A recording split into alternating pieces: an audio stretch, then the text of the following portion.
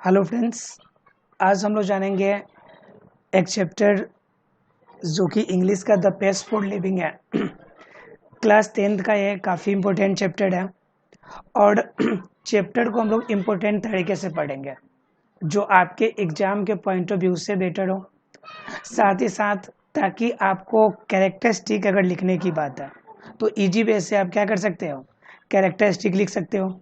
ऐसा होना चाहिए कि आपको अगर द पेस फॉर लिविंग यह चैप्टर है, द पेस फॉर लिविंग अगर चैप्टर है तो इस चैप्टर का अगर कहीं से भी अगर कोई बात हो तो आप आसानी से इसे बता सकते हो। ऐसी आपके अंदर क्वालिटी हो जानी चाहिए। तो इसकी क्वालिटी की जानकारी के लिए आप क्या कर सकते हैं, इसकी क्वालिटी के लिए आप सीधी सी बात है कि इसको आपको बढ़िया से पढ़ना पड़ेगा और आपको घबराने की बात नहीं है। हर इम्पोर्टेंट बात इसकी जो आपके लिए होगी वो सब कुछ हम आपको बताएंगे। बस क्या होगा, आपको ध्यान से बस बातों को समझना होगा। चैप्टर क्या कहता है, द पेस फॉर लिविंग। इसे हम लोग क्या कहेंगे कि द पेस, पेस का मतलब होता है रफ्तार, गति, यानी जिस स्पीड से चलती है उसे हम लोग कहते हैं, उस रफ्तार को हम क्या कहते हैं, उस रफ्तार को हम कहते हैं पेस, रफ्तार। और लिविंग का मतलब क्या होता है कि रहन सहन, जीने का ढंग। तो जिस तरह से जीने का ढंग हमारा रफ्तार बदल रहा है उस गति के आधार पर यह आधारित ये चैप्टर है। आरसी हचिंसन का चैप्टर जो है, यह चैप्टर आपको उन बातों को बताएगा कि मॉडर्नाइजेशन आने के बाद जो मॉडर्न एज आज के समय में हो गया है, इस मॉडर्न समय में जो पहले के लोग हैं, जो ओल्ड एजेस लोग हैं, वह अपने आप को किस तरह से असमर्थ महसूस कर रहे हैं। इस चैप्टर में हमें क्लियर करेगा कि एक जिस तरह से हमारा एज मॉडर्नाइजेशन वृद्धि कर रहा है उसके अकॉर्डिंग सभी कोई अपने आप को उसके अकॉर्डिंग खुद को डेवलप करने में असमर्थ है। सभी कोई अपने आप को उस अनुरूप डेवलप नहीं कर पा रहे हैं। तो जो डेवलप कर दे रहे हैं वह उसके साथ आसानी से जी रहे हैं, लेकिन जो अपने आप को उतना अपडेट नहीं कर पाते हैं उनके लिए समस्या होती है। तो यहाँ पर एक कटाक्ष के रूप में इस चैप्टर में यह जानना है कि किस तरह से हमारा मॉडर्न एज आपका तेजी से वृद्धि कर रहा है और उसके साथ हम जो पुराने लोग हैं वह किस तरह से अपने प्रॉब्लम, अपने समस्याओं के साथ जूझ रहा है, इनके बारे में इस चैप्टर में जानकारी लेना है। पहले हम लोग आरसी हचिंसन के बारे में कुछ जान लेते हैं कि वो क्या है, कैसे हैं और इस चैप्टर में उन्होंने क्या बताने की कोशिश करी है। क्योंकि एक दो क्वेश्चन जो होते हैं इनके आपके बारे में यानी कि राइटर के जानकारी से भी क्वेश्चंस होते हैं, इसलिए इनके बारे में भी आपको बेसिक जानकारी होना जरूरी है। तो आइए फ्रेंड्स देखते हैं कि इसकी बेसिक जानकारी क्या है, अर्थात कि आरसी हचिंसन कौन है और किस तरह के ये राइटर है और किन तरह की बातों पे विशेष रूप से जोर देना चाहते हैं और इस चैप्टर में इन्होंने क्या डिस्क्राइब किया हुआ है। तो ये कहता है आपको, RC Hutchinson a British novelist, एक ऐसा नोवेलिस्ट जो ब्रिटिश उपन्यास को लिखने वाले एक उपन्यासकार हैं जो स्पेशली ब्रिटिश के हैं। It's habits and exceptional flare for touching the sensitive issue. यह ऐसे इशू को उठाते हैं, प्रस्तुत करते हैं जो सेंसेटिव हो, जो हमारे लिए क्या हो, सेंसेटिव हो। अब सेंसेटिव में क्या हो सकता है, सेंसेटिव मतलब ऐसे बात जो लोगों को ज्यादा भावुक कर दे, लोगों को ज्यादा आसानी से भावुकता में ला दे। इन बातों को एक एक्सेप्शनल केस के रूप में प्रस्तुत करने के लिए विख्यात है। ऑफ द कंटेम्प्रेरी सोसाइटी, आज के समय में समकालीन समाज में, समकालीन दौर में जो एक्सेप्शनल क्वालिटी है, यह इन बातों को प्रस्तुत करने के लिए यह विख्यात है। और ये स्पेशली ब्रिटिश नोवेलिस्ट यह इन कामों को करने के लिए ही जाने जाते हैं। और क्या, with all it's contradictions the paradoxes, या जितने भी हमारे कॉन्ट्राडिक्शन और पैराडॉक्सेस है, पुरानी रीति रिवाज, पुरानी जितने भी हमारी रूढ़िवादिता है, इनके कारण हमारे समाज में जितनी समस्याएं उत्पन्न होती है, इन समस्याओं को वह सेंसिटिवली प्रस्तुत करने की कोशिश करते हैं आरसी हचिंसन। और यहाँ पे जो प्रस्तुत जो चैप्टर है, जिस चैप्टर का नाम है द पेस फॉर लिविंग, यानी कि यह जो चैप्टर है पेस फॉर लिविंग, इसमें हचिंसन ने क्या किया है, इन्होंने हचिंसन ने कैप्चर किया हुआ है, इन बातों को यह इकट्ठा किया है, एगोनी ऑफ मॉडर्न मैन, अर्थात कि एक आधुनिक जो आदमी है, व्यक्ति है, उनके अंदर किस तरह की समस्या है और किस तरह की क्वालिटी होती है, या किस तरह से उन्हें समस्या का सामना करना पड़ता है, उन सभी विचारधारा को इन्होंने यहाँ पर कैप्चर करने की कोशिश करी है। साथ ही साथ क्या कर रहा है कि ही ब्रिंग्स आउट, वह इन चीजों को भी प्रस्तुत किए हैं। ब्रिंग्स आउट एक फ्रेजल वर्ड है और एग्जाम में कभी कभी इस तरह के फ्रेजल वर्ड को एग्जाम में सेंटेंस बनाने के लिए मिलता है आपको, तो इन सारे वर्ड्स को आपको जान लेना जरूरी है। ब्रिंग्स आउट का मतलब होता है प्रकट करना या लाना, सामने प्रदर्शित करना, तो इसकी हिंदी जानकारी भी आपको होना जरूरी है। तो कह रहा है he brings out how the fast, he brings out how the fast movement of men, things, objects hurts the normal rhythm,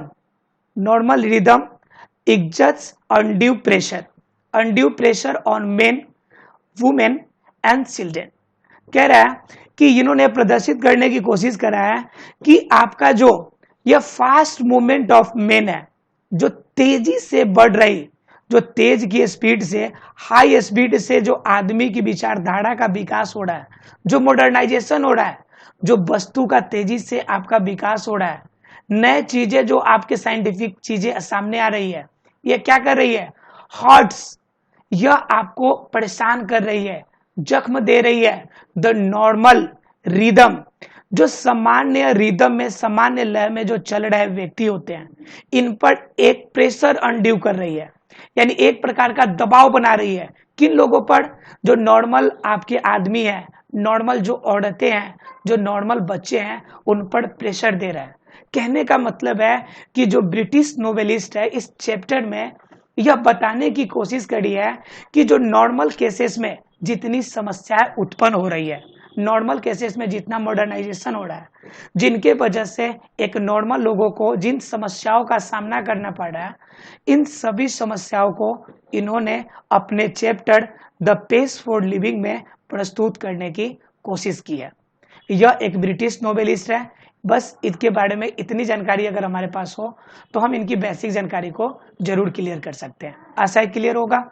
अब आगे क्या कहता है, आगे कहता है कि ये स्मॉल ग्रुप के कुछ काम है, स्मॉल ग्रुप्स के कुछ काम है, उनके बारे में आप जान लीजिए। तो स्मॉल ग्रुप के काम में क्या है आपका, कि स्मॉल ग्रुप में आपको क्या करना है कि अपने फ्रेंड से टॉक करना है, अपने फ्रेंड से बातें करनी है। क्या बातें करनी है भाई, कि तो बातें करनी है कि जो आपके लिए इंपॉर्टेंट हो, यानी कि कह रहा है talk to your friends and seek their opinion. अपने फ्रेंड से बात कीजिए और उनकी ओपिनियन लीजिए on the life style of the modern youth. उनसे जानकारी लीजिए कि जो आधुनिक युवा है, उस आधुनिक युवा के प्रति उनकी राय क्या है, और उनसे इस कुछ क्वेश्चन को पूछिए। अपने जब फ्रेंड से बात करते हैं तो कुछ नए आपकी घटनाओं के प्रति नया कुछ क्वालिटी आपके निकल के सामने आते हैं। तो कह रहा है कि उनसे आप पूछिए, क्या पूछिए, do you find life leisurely और फास्ट। कह रहा है कि उनसे पूछिए कि आप फाइंड लाइफ लेजरली और फास्ट, क्या आपकी जिंदगी स्मूथ चल रही है, लेजरली चल रही है, या फिर फास्ट, आपको कैसा पसंद है। क्या आप चाहते हैं कि आपकी जिंदगी फास्ट होनी चाहिए, तेज रफ्तार से बढ़ने वाली होनी चाहिए, या लेजरली स्मूथ और इजी चलने वाला होना चाहिए। इन दोनों के बारे में आपको उनसे राय लेनी है, बात करनी है। तो बेसिकली सी बात है कि जिस तरह से हमारा मॉडर्नाइजेशन हो रहा है, हर कोई चाहेगा, आपका फ्रेंड भी चाहेगा कि हमारी स्पीड भी उसी रफ्तार से फास्ट चले, ताकि हम क्या कर सके, उस नए रिदम के साथ अपने आप को ढाल सके, अब उसके अकॉर्डिंग अपने आप को बैलेंस कर सके। इसलिए हमें भी फास्ट स्पीड में अपने अंदर डेवलपमेंट की आवश्यकता होगी, अदरवाइज हम काफी पीछे छूट जाएंगे। राइट। उसके बाद आता है सेकेंड क्वेश्चन की, जो डिस्कशन की सेकेंड पॉइंट है, उनसे पूछना है आर यू सेटिस्फाइड, क्या आप संतुष्ट हैं with what you see today, क्या आजकल जो आप देख रहे हैं, जो मॉडर्नाइजेशन हो रहा है, जो मॉडर्न एज में जो चेंजेस हो रहे हैं, क्या आप इस मॉडर्न एज के चेंजेस से खुश हैं? क्या आप चाहते हैं कि मॉडर्नाइजेशन सही है, या फिर आप चाहते हैं कि जैसे पास्ट में किसी भी चीज को हम करने का जो पुराना तरीका था, क्या वह तरीका सही है? जैसे आज हम लोग ऑनलाइन क्लासेस कर रहे हैं, तो ये मॉडर्न एज का देन है। तो पहले हम लोग क्या करते थे, फिजिकल क्लासेस लेते थे, होता था कि हमारे कोचिंग क्लासेस दूर होती थी, दूर जाना होता था, घंटे 2 घंटे टाइम वेस्ट होते थे। तो आपको क्या लगता है कि जो ये मॉडर्न एज है इससे सेटिस्फाइड है, या फिर आप चाहते हैं कि पास्ट का जो तरीका था वो ज्यादा बेहतर था? तो आपको अपने फ्रेंड के साथ डिस्कस करना है, और साथ ही साथ अपना ओपिनियन भी बताना है कि कौन सा पार्ट आप इसको सही लगता है और कौन आपका पार्ट आपको सही नहीं लगता है। चलिए इसके बाद हम लोग आते हैं चैप्टर पे, और चैप्टर कहना क्या चाहता है इनके बारे में जानते हैं। ध्यान से देखिए, ये चैप्टर क्या कहना चाहता है, आई सॉ अ प्ले। देखिए कह रहा है I saw a play in Dublin. अब जरा ध्यान से देखिए, यहाँ पे प्ले वर्ड है। अब ध्यान से देखिए, प्ले वर्ड जो है, प्ले का जनरली क्या मतलब होता है, प्ले का जनरली मतलब होता है खेलना। कब होगा, जब इसका वर्ड, इस वर्ड का यूज होगा वर्ब के फॉर्म में। एक वर्ब की तरह जब हम प्ले वर्ड यूज करेंगे तो उसका मतलब खेलना होगा। लेकिन यहां पर जो प्ले वर्ड है, यह प्ले आपका वर्ब नहीं बल्कि एक नाउन के फॉर्म में हुआ यूज। तो नाउन के फॉर्म में जब यूज होगा तो यह प्ले खेल नहीं बल्कि यह नाटक हो जाएगा। क्या हो जाएगा, नाटक। तो क्या कह रहा है, आई सॉ अ प्ले, इसका जो चीफ कैरेक्टर है, जो नरेटेड है, जो इस चैप्टर को लिख रहा है, वो कह रहा है कि आई सॉ अ प्ले, मैंने एक नाटक देखा। कहां देखा भाई, इन डबलिन। ये डबलिन एक शहर का नाम है, जिस शहर में उन्होंने एक नाटक देखा। नॉट लॉन्ग एगो, ये ज्यादा पहले की बात नहीं है, ये हाल ही फिलहाल में है, इसलिए कह रहा है नॉट लॉन्ग एगो, ज्यादा पहले नहीं।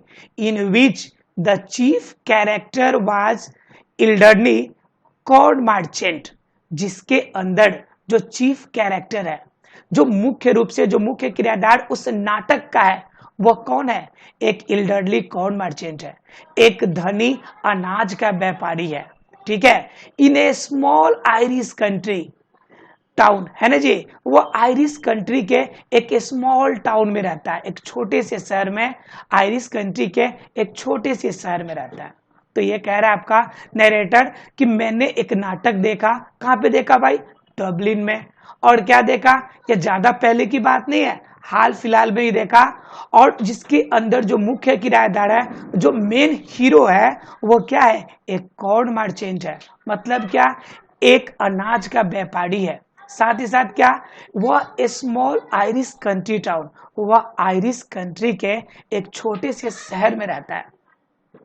जब ये बात हो गई, ये बस स्टोरी दिमाग में बैठते चले जाए, बस स्टोरी समझते जाइए, पूरी चैप्टर आपको याद रहेगी। तो वह क्या करता था, वह नाटक देखा डबलिन में, और वहां पे देखा कि एक मर्चेंट है, कॉर्न मर्चेंट है, और वह चीफ कैरेक्टर के रूप में है, और वह आयरिश कंट्री के एक छोटे से शहर में रह रहा है। He was a man of many एनेक्जाइटीज।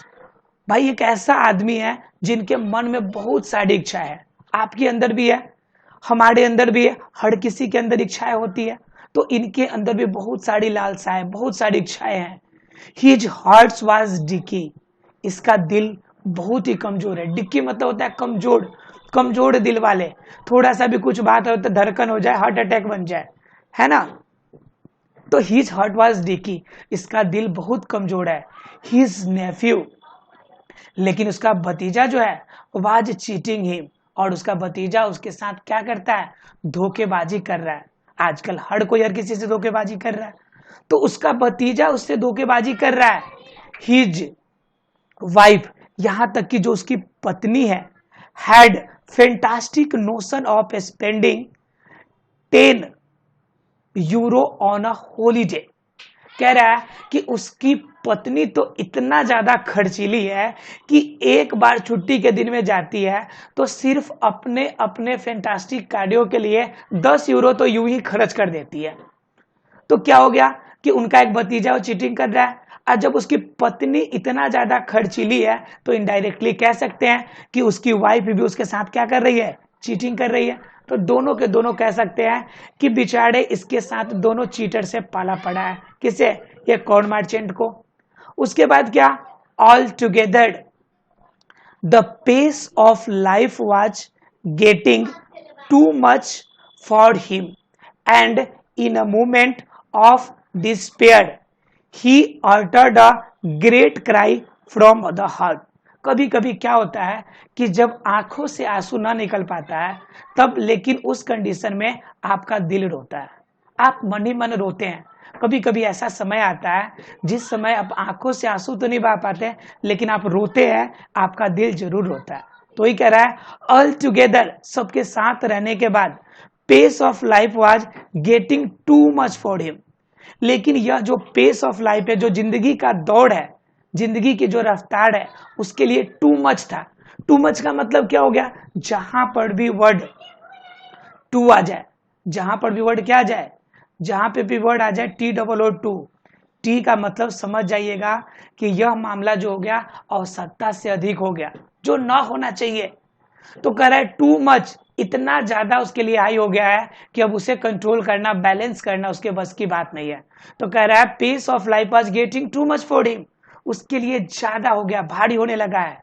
And in a moment, और इसी पल ऑफ डिजेपेयर, जो निराशा के जो पल है, ही uttered a great cry from the heart, और उसके हार्ट से, हृदय से निराशा की एक तरह से बू निकल के आती है। एक मन ही मन निराशा सा बैठा रहता है कि अब उसके जिंदगी में क्या होगा क्या नहीं होगा। They tell me there's an aeroplane now that goes at 1,000 miles an hour। ये कह रहा है कि जिंदगी का दौर तो इतना तेज चल रहा है कि एक एरोप्लेन, जहां पे हम पैदल जाते थे पहले, अब जाते एरोप्लेन से, जिस एरोप्लेन की स्पीड लगभग 1,000 माइल्स है, और एक माइल के अंदर लगभग 1.5 किलोमीटर होता है, 1.6 किलोमीटर होता है जनरली। तो 1,000 माइल्स का मतलब हो गया लगभग 1,600 किलोमीटर पर आवर आपका जनरली इसकी स्पीड है। इस स्पीड से अब गति कर रही है अब हमारी जिंदगी। तो एक जो पैदल चलता था, एक व्यक्ति जो पेडेस्ट्रियन था, जो पैदल चलने वाला था, आज उसे 1600 किलोमीटर पर घंटे की रफ्तार से चलने वाली अगर गाड़ी से सफर करना पड़े तो उस कंडीशन में उसके लिए तो स्पीड हाई होगी, उसकी जिंदगी में भूचाल तो आएगी भाई। जो पैदल चलने वाला एकाएक इस रफ्तार की गाड़ी में बैठा दे तो कंफर्म है कि उसकी स्पीड को क्या हो जाएगी, प्रॉब्लम में पड़ेगा। तो ठीक उसी तरह से उसकी जिंदगी भी उसी तरह की हो गई है जैसे एक पैदल चलने वाली 1600 किलोमीटर रफ्तार की पर घंटा की चलने वाली गाड़ी से सफर कर रहा हो। नाउ दैट्स टू फास्ट, इसके लिए यानी उस इल्डर्नी कॉर्न मर्चेंट के लिए यह बहुत ही अधिक तेज गति हो गई है। अब यह जो स्पीड है उसकी जीवन के लिए बैलेंस करने लायक नहीं है, टू फास्ट है, आवश्यकता से अधिक तेज स्पीड हो गई है। काफी गति से उसकी जिंदगी में यह परिवर्तन आ रहा है जो कि उसके लिए बैलेंस करना थोड़ी सी मुश्किल होती जा रही है। लेकिन फिर भी क्या, फॉर मी, कह रहा है for me that was the most enchanting line in the play. लेकिन नैरेटर कह रहा है कि मेरे लिए, अभी तक हमने कॉर्न मर्चेंट की बातें उनके माध्यम से समझ रही थी, लेकिन अब नैरेटर बात कर रहा है। फॉर मी की चर्चा यहाँ पर नैरेटर के लिए हुआ है, इस लेखक के लिए हुआ है। That was the most enchanting line in the play, इस पूरी नाटक का सबसे जो रोचक लाइन है, the man's complaint was so gloriously irrelevant to his own situation. ये पूरे चैप्टर की जो सबसे रोचक लाइन है, कह रहा है द मैन्स कंप्लेंट, आदमी शिकायत करते हैं, was so gloriously irrelevant to his own situation, अपने सिचुएशन को इरेलीवेंट से, असंदर्भित रूप से अपने बातों को, अपने सिचुएशन को रखते हैं। अपने सिचुएशन को रखने का मतलब क्या हो गया, जो स्थिति है वह उनके असंदर्भित यानी बैलेंस करने से बाहर जाती आ रही है। और क्या, एंड बिसाइड्स, यहाँ पे दिया हुआ है बिसाइड्स, ध्यान रखिएगा बिसाइड वर्ड नहीं है, बिसाइड का मतलब होता है बगल में, लेकिन बिसाइड्स यहाँ पे वर्ड है जिसका मतलब होता है के अतिरिक्त, मतलब क्या, के अलावा, यानी इसके अलावा और भी कुछ। जैसे in this Rohan is in this room besides you, आपके अलावा इस रूम में रोहन भी रहता है। तो यहाँ पे जो बिसाइड वर्ड यूज हुआ यह बिसाइड्स के अतिरिक्त के लिए हुआ, लेकिन जब वर्ड होता बिसाइड, BESIDE, इसमें एस नहीं लगा रहता तो इसका मतलब होता बगल में। ठीक इसी तरह से जिस तरह से हम लोग यूज करते हैं सम टाइम, सम टाइम का मतलब क्या होता है बाबू, कभी कभी, सॉरी सम टाइम का मतलब होता है कुछ समय, लेकिन जब इसमें एस लगा दे तो इसका मीनिंग बदल जाएगा, और मीनिंग क्या बदल जाएगा, सम टाइम्स का मतलब हो जाएगा कभी कभी।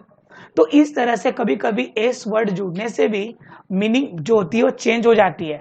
हमेशा ये ना सोचे कि अगर वर्ब के लास्ट में एस लग जाए तो वह प्लूरल बन, सॉरी सिंगुलर बन जाए, और नाउन में एस लग जाए तो प्लूरल बन जाए, ऐसा नहीं सोचना है।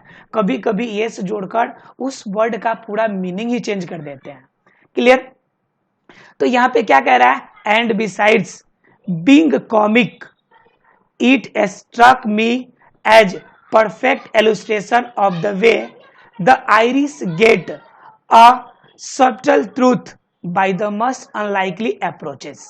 क्या कह रहा है, and besides being comic, यानी कि हमें अगर कॉमिक हास्यप्रद बनने के अतिरिक्त, it struck me, हास्यप्रद बनने के अतिरिक्त मतलब क्या, हम हास्यप्रद न बने, हम पे लोग मजाक न बनाए, इस बनने से पहले it struck me as perfect illustration of the way the Irish get a subtle truth by the most unlikely approaches।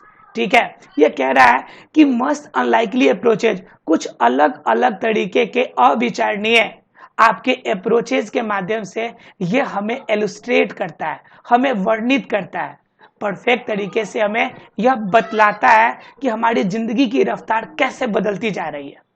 और क्या कह रहा है, you saw what the old fool meant, आपने समझा होगा या आपने देखा होगा कि ठीक उसी प्रकार जिस तरह से हम कह सकते हैं कि आज के समय में हम लोग क्या हो गए, पुराने मूर्ख के समान हो गए हैं, क्योंकि जिस रफ्तार में हमारी लाइफ जिस रफ्तार में डेवलप कर रही है, जिस रफ्तार में चेंजेस आ रहे हैं लाइफ में, उस चेंजेस के अकॉर्डिंग पुराने लोग अपने आप को डालने में असमर्थ है, उस चेंजेस के अकॉर्डिंग नहीं डाल पा रहे हैं।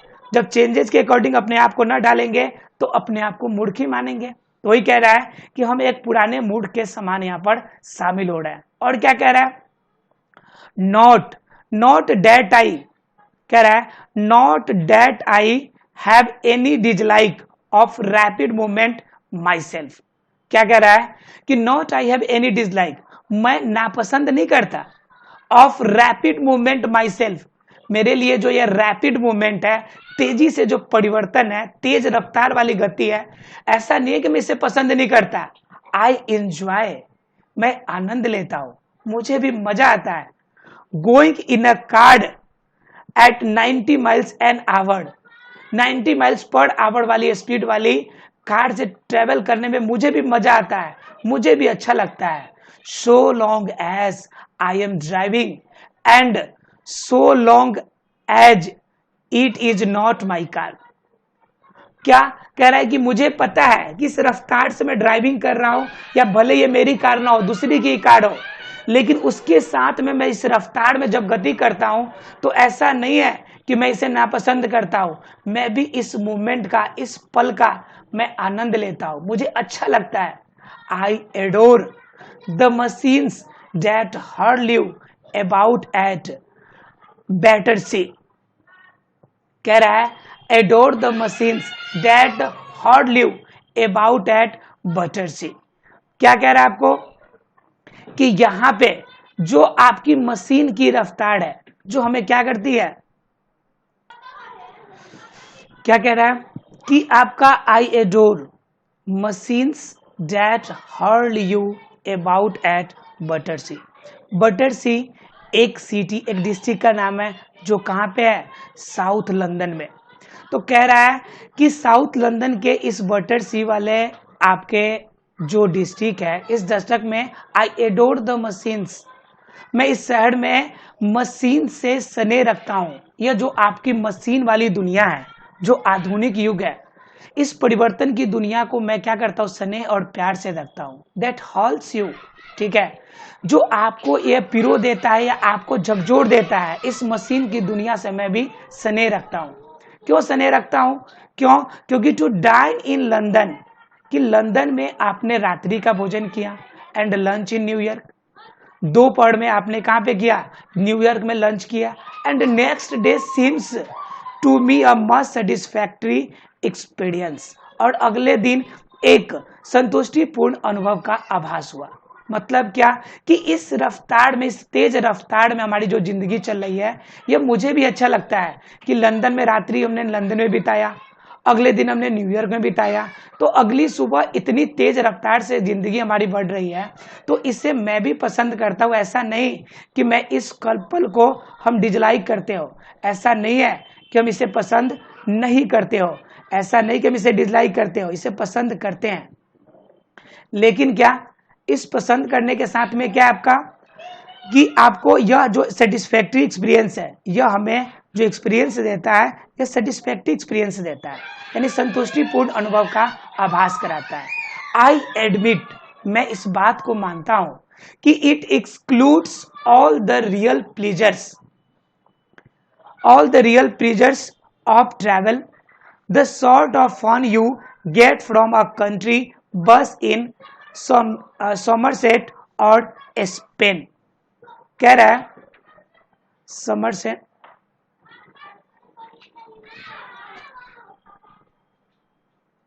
एंड स्पेन, कह रहा है आपको क्या, कि आपने कह रहा the sort of fun you get from a country bus in Somerset, लेकिन क्या है, मैं इस बात को मानता हूं, इट एक्सक्लूड्स, यह बाहर कर देता है, उन चीजों को शामिल ही नहीं करता, द रियल प्लेजर्स, जो रियल प्लेजर्स है, सच्ची जो आनंद है, जो ट्रैवल करने की सच्ची आनंद है, जो आपका आनंदमयी पल महसूस होता है जब आप एक कंट्री के बस से समरेस या स्पेन में जो आप बसों से ट्रैवल करते हैं, जो वो आनंद आता है, उस आनंद का आभास यह बिल्कुल खत्म कर देता है।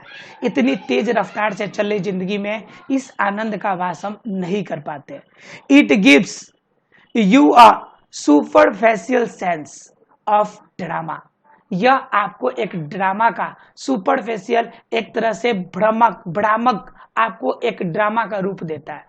मतलब क्या, एक काल्पनिक ड्रामा का, एक काल्पनिक ड्रामा का, जिस तरह से हम लोग ड्रामा देखते हैं, काल्पनिक पल देखते हैं, उसी का आभास होता है। यह ट्रैवल एक ट्रैवल नहीं होती है, बल्कि यह ट्रैवल हमारे लिए एक प्रकार का मजाक होता है, एक कल्पना होता है। हमने सोचा और आधे घंटे में हमने हमारी सफर दूर कंप्लीट कर ली, तो यह हमारे लिए किसी भी ट्रैवल के आनंद का मजा नहीं हुआ, बल्कि यह हमारे लिए एक कल्पना वाली बातें हुई। जितना देर में हमने कल्पना किया, उतना देर में हमने पहुंच गया। उसके बाद क्या करा, it was a sort of accept it gratefully, क्या it was sort of excitement, यह वास्तव में हमारी एक्साइटमेंट का बिल्कुल छोटा सा फॉर्म है। आवर एंसेस्टर्स, हमारे जो पूर्वज थे, had to do without and we might just as well accept it gratefully, जिन चीजों को हमारे पूर्वज, जो हमारे एंसेस्टर्स अवॉइड करते थे, ठीक है, हैड टू डू विदाउट, जिसके बिना लोग करते थे, दूर की सफर पैदल करते थे, जो सामान्य रूप से कार्य करते थे, अपने हाथों से काम करते थे, और सारे काम मशीन कर रहे हैं। तो वही कह रहा है कि एंसेस्टर जिन चीजों को अवॉइड करते थे, we might just as well accept gratefully, जिससे मैं कृतज्ञतापूर्ण आजकल हम लोग क्या कर रहे हैं, एक्सेप्ट कर रहे हैं। Nowhere a speed becomes something unfriendly, मतलब कि यह स्पीड हमें क्या कर रही है, कि अनफ्रेंडली बना रही है, हमें मित्रतापूर्ण को दूर कर रही है, अनफ्रेंड कर रही है। और क्या, to me is weird mental activities of our time, ठीक है, जो हमारे लिए जो मेंटल एक्टिविटी है उस हमारे समय को और ज्यादा तेज कर रही है। एज दे नेचुरली डू, जैसा नेचुरली करता था प्राकृतिक रूप में जो हमारा दिमाग कार्य करता था, उनको अब अनफ्रेंडली करके एक मशीन की तरह सोचने पे मजबूर कर दिया गया है। To follow the pace of machine, उसे मजबूर कर दिया गया है कि हमें क्या करना है, पेस ऑफ मशीन के अकॉर्डिंग काम करना है। पेस ऑफ मशीन के अकॉर्डिंग हमारे माइंड को भी टेंड किया जा रहा है कि हमारी माइंड भी एक मशीन की तरह क्या हो जाए, वर्क करे। हमारी जो दिमाग है जो नेचुरल वे में सोचती थी वह नेचुरल ना सोच के एक मशीन की तरह काम करे, एक कंप्यूटर की तरह काम करे, जिससे जो काम दे दिया जाए बस वो काम कंप्लीट करे। ये चीज हमारी स्थिति में यह परिवर्तन हुआ है इस तेज रफ्तार की जिंदगी में। उसके बाद ये क्या कहना चाहते हैं, I speak with prejudice, I speak with prejudice because I belong to the tribe of slow thinkers. मैं इस बात को बड़े ही नम्रता से मैं आपको प्रस्तुत करना चाहता हूं या बताना चाहता हूं, क्योंकि मैं उस प्रजाति से बिलोंग करने वाला हूं, उन पुराने लोगों में से मैं शामिल हूं जो स्लो थिंकर्स हैं, जिनकी सोचने समझने की जो रफ्तार है आज की स्पीड से काफी ज्यादा स्लो है। और क्या, दीज हु आर कर्स्ड, जो आपका श्रापित है, विथ ल स्पिरिट ल एक्सेलरेट, जो people who light on the must devastating repartee about 4 hours after the party is over. कह रहे हैं कि मैं स्लो थिंकर्स हूं, मैं उन प्रजाति से बिलोंग करने वाला हूं जो आपके निम्न तर से सोचने वाले थे, जो ये श्रापित है, जिनकी सोचने समझने की जो तरीका था वह प्राचीन तरीके से था, स्लो तरीके से था, और वह इस तरीके से था ला स्पिरिट द एसेलेट, यानी कि स्पिरिट के अकॉर्डिंग अपने आप को एसेलेट करने वाला नहीं है। और क्या, उन लोगों के समान नहीं है जो क्या, people who light on the must devastating repartee about 4 hours after the party is over, जो पार्टी ओवर होने के बाद भी 4 घंटे की और रीपार्टी करने के लिए तैयार है, 4 घंटे के लिए फिर से एनर्जेटिक होकर तैयार है कि फिर से वह पार्टी करे, फिर से वह इंजॉय करे। उस तरह की रफ्तार वाली हमारी जिंदगी ना है। हमारी जिंदगी क्या है, एक उस ट्राइब की तरह है जो उस रफ्तार से अपने आप को बैलेंस करने में असमर्थ है। कह रहे हैं I am one of those, मैं उन लोगों में से हूं who are granted to get the lowest mark in any intelligence, जो किसी भी इंटेलिजेंस में सबसे कम अंक प्राप्त करता है। यानी कि जब इंटेलिजेंस टेस्ट हो तो उसमें सबसे कम अंक प्राप्त करे। Because those test are all the ones I have come across seem to be designed to measured the speed of your mind more than anything else. क्यों? क्योंकि यह जो टेस्ट है, यह टेस्ट मेजर करता है स्पीड ऑफ योर माइंड, आपके दिमाग के स्पीड को, बिना किसी अन्य पहलुओं को सोचे बिना, अन्य पहलू को सोचे विचारे बिना आपका दिमाग कितना फास्ट रन करता है, सिर्फ इन्हीं बातों पर वो ध्यान देता है। क्या कह रहा है कि यह इन टेस्टों में हमें सबसे कम मार्क्स आने वाले हैं।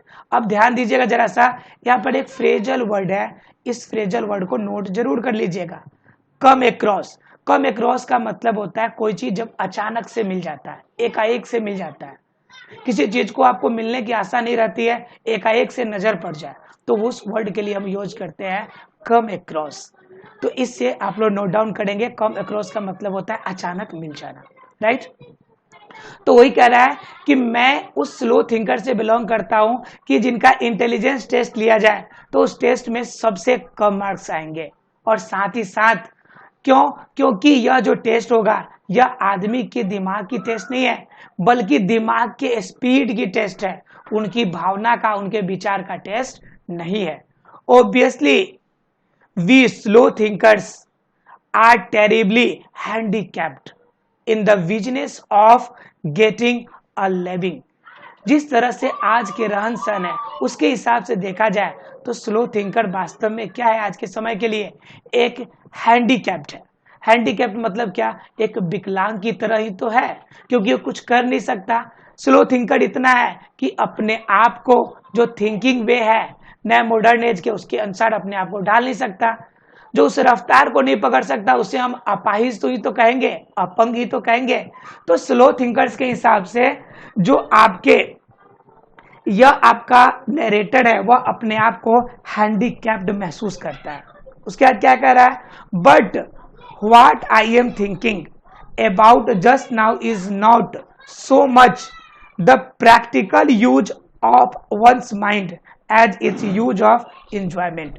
वास्तव में जो हम सोचते हैं यह हमारी इसका कोई प्रैक्टिकल यूज नहीं है, बल्कि क्या है, यह हमारी जिंदगी का इंजॉयमेंट वाली बात है। यह हमारी जिंदगी को सिर्फ इंजॉय देती है, हमारे प्रैक्टिकल यूज की बात नहीं है।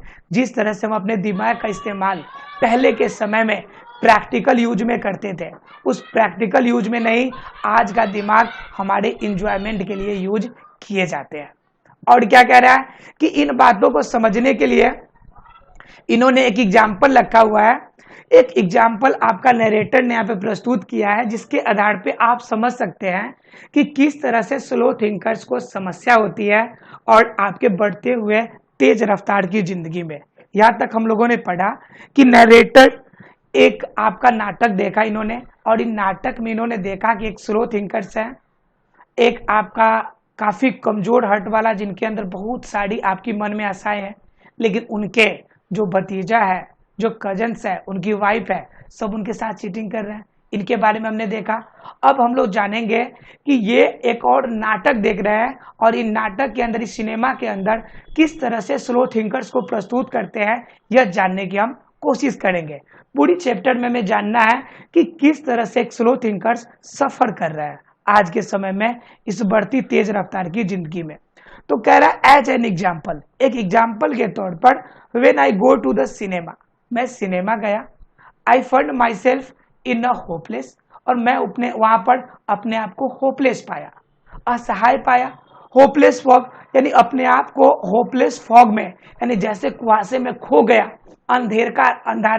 अंधकार में खो गया मैं, ऐसा महसूस हुआ। क्यों? क्योंकि आफ्टर 2 और 3 मिनट्स 2 से 3 मिनट बाद I have to turn to my wife for enlightenment. एक प्रकाश आया, तब हम अपने वाइफ के इनलाइटमेंट, उनको खुशी को देख पाया। आई विस्पर्ड, मैं उनसे बुदबुदा के कान में धीरे से कहा। क्या कहा? इज द सेम गर्ल, क्या वही लड़की है as the one we saw at the beginning. अब 2 लड़की इन्होंने देखा, अब दोनों लड़की में कंफ्यूज हो गए कि भाई ये पहली वाली जो लड़की देखा था, क्या दूसरी लड़की देखा, दोनों सेम है? ये लड़की है और ये दोनों लड़की आपका अलग है कि दोनों लड़की एक ही है? अब इसे समझने में, अब बेचारे स्लो थिंकर है, इसे तो समझ ही नहीं आ रहा कि भाई ये पहला वाला जो है, इसका नाम मान लीजिए ए है और इसका नाम बी है। कह रहे कि क्या ये दोनों लड़की सेम है? तो देखिए ये अपने वाइफ को धीरे धीरे कह रहे हैं।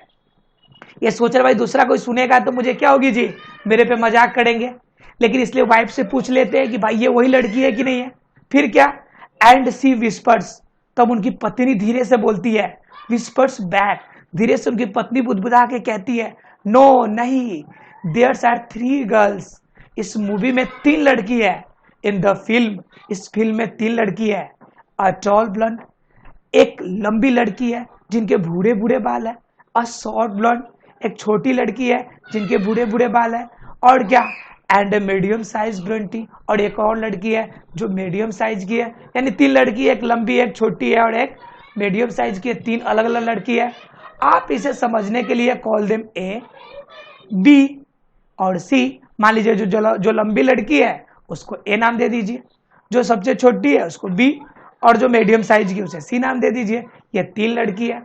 द हीरो, जो उसका फिल्म का मेन हीरो है, that man who takes his hat off when he comes indoors, जब वह रूम के अंदर प्रवेश करता है तो वह अपना हैट ऑफ करता है। हैट ऑफ, यह आपका फ्रेजल वर्ड है, इससे भी आप क्या कर लेंगे, नोट डाउन कर लेंगे। हैट ऑफ मतलब होता है स्वागत करना, टोपी उतारना, किसी की आदर करना, ठीक है, हैट ऑफ। उसके बाद क्या होता है, क्या कह रहा है, he is going to fall in love with girls B, C and A in that order. पहले इसे बी से प्यार होता है, तो बी कौन सी है भाई, सबसे छोटी लड़की है, शॉर्ट साइज वाली। उसके बाद प्यार होता है किसे, सी से, जो कि मीडियम साइज की लड़की है। अब क्या होता है लास्ट में, ए से प्यार होता है इनको, जो सबसे लंबी है। तो यानी कि एक हीरो है और एक हीरो तीनों से प्यार करता है, पहले सबसे छोटी वाली से प्यार करता है, फिर मीडियम साइज वाली के, और सबसे लास्ट में सबसे लंबी वाली से। इसी क्रम में वह प्यार तीनों से करता है। एंड सो इट प्रूव्स, इसलिए वो ये साबित करता है टू बी, कि मैं ऐसा कर सकता हूं। There you have a mind, there you have a mind which has trained itself to work in high gear through as a matter of fact it can work in other gears just as well।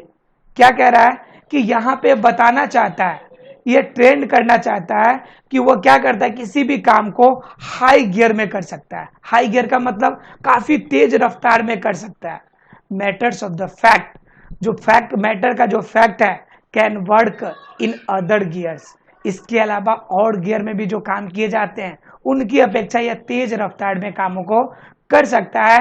यह hero अपने talent को प्रदर्शित कर रहा है, hero जो है अपनी टैलेंट को प्रदर्शित कर रहा है कि हम इस रफ्तार से हम लड़कियों को आपका प्यार कर सकते हैं, कि हम एक साथ में 3 लड़कियों के साथ अफेयर कर सकते हैं। यह एक तेज रफ्तार से वर्क को डिफाइन करने की कोशिश किया है।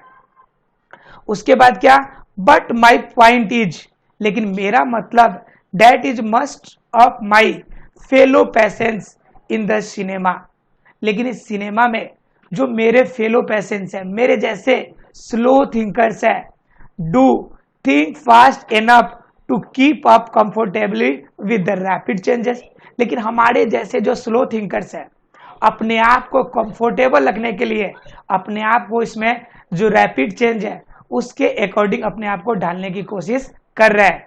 Of the scene, of scene and action, scene और एक्शन के साथ अपने आप को डालने की कोशिश कर रहा है। और क्या कह रहा है, they think much faster than people, वह लोगों से ज्यादा तेज सोच रहा है। डिड 30 ईयर्स एगो, जो 30 साल पहले जो लोग सोचते थे उनकी अपेक्षा काफी तेज रफ्तार से लोग सोच रहे हैं। पॉसिबली, संभवतः, because those who do not think fast in the high speed nowadays, जिस तेज रफ्तार से नाउअडेज गति कर रही है उस रफ्तार से अगर न सोचे, may not get another chance in this world to think at all, उसे बिल्कुल भी, एट ऑल एक फ्रेजल वर्ड है, इसे जरूर नोट डाउन करेंगे। इसका मतलब होता है बिल्कुल, एट ऑल का मतलब होता है बिल्कुल। अगर तेज रफ्तार से अपने आप को न सोचे तो आजकल की जो तेज रफ्तार से गति चल रही है उसमें अपने आप को बैलेंस करना नामुमकिन होगा। मतलब पूरी चैप्टर में कहना चाहता है कि स्लो थिंकर्स है तो उसे अपने आप को अपडेट करना पड़ेगा। जब वह अपडेट होगा, जब वह नए रफ्तार से अपडेट होगा, तभी वह अपने आप को इस देश में, इस तेज रफ्तार की दुनिया में अपने आप को बैलेंस कर पाएगा।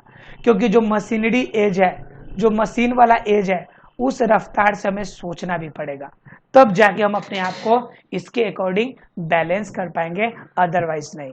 अब छोटे छोटे क्वेश्चंस है, इनको जानने की कोशिश करते हैं। आपको कुछ भी याद करने की जरूरत नहीं थी, आपने जितना चैप्टर पढ़ा है, स्टोरी पढ़ा है, बस उतनी बातें आपके दिमाग में है तो आंसर आप इजीली दे सकते हैं। क्या कह रहा है आपका क्वेश्चन, कह रहा है वेयर डिड, कह रहा है आपका, कह रहा है वेयर डिड, कलर चेंज कर दे, कह रहा है where did writer watch the play. पहले बताना है कि जो राइटर है, जो पहला जो नाटक देख रहा था वो किस शहर में देख रहा था, तो वो शहर कौन सा था, डबलिन था। वह शहर कहाँ था, डबलिन था। मतलब क्या, राइटर जो देख रहा था, राइटर कहाँ देख रहा था, डबलिन में देख रहा था।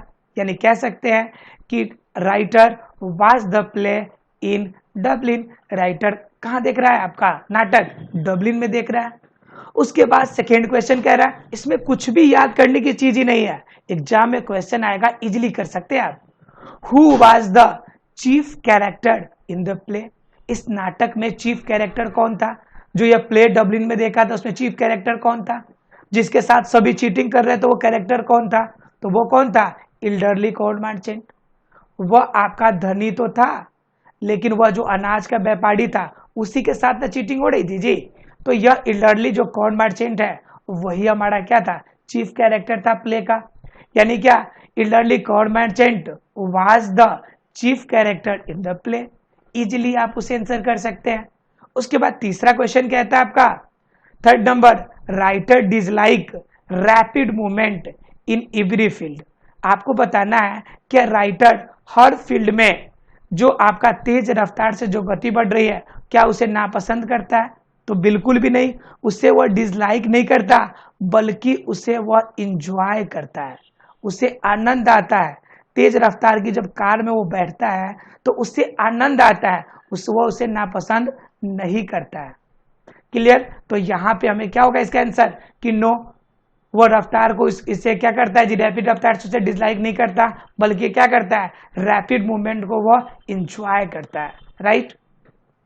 क्वेश्चन नंबर 4 कह रहा है, इन विच सिचुएशन, किस सिचुएशन में does the writer find himself in the cinema? Cinema में गया तो राइटर अपने आप को कैसा पाया? तो वह अपने आप को होपलेस फॉग में पाया। होपलेस फॉग में पाया, असहाय महसूस किया। क्यों? क्योंकि भाई उसके अंदर 3 लड़की थी, एक टॉल थी, एक शॉर्ट थी और एक मीडियम थी, और तीनों लड़की उनको एक ही जैसे लग रही थी। वो तो कहिए कि उनकी पत्नी उनके साथ थी जिनसे वो पूछ के काम चला रहे थे। तो उस कंडीशन में वो अपने आप को क्या महसूस कर रहे थे? होपलेस फॉग महसूस कर रहे थे। क्यों? क्योंकि वो स्लो थिंकर्स थे। वो जिस रफ्तार से, तेज रफ्तार से वो मूवी में बढ़ रहे थे, उस रफ्तार से सोचने में असमर्थ थे। लास्ट क्वेश्चन कह रहा है, how does writer classify himself as a thinker? तो कह रहा है कि राइटर अपने आप को किस कैटेगरी में रखता है? तो राइटर अपने आप को एक स्लो थिंकर में, एक धीरे धीरे सोचने वाले व्यक्ति के रूप में शामिल करता है, स्लो थिंकर्स के रूप में समझता है। आशा फ्रेंड्स ये चैप्टर आपको क्लियर हो गया होगा। अगर कोई डाउट हो तो आप हमें कमेंट्स कर सकते हैं। Thank you very much friends.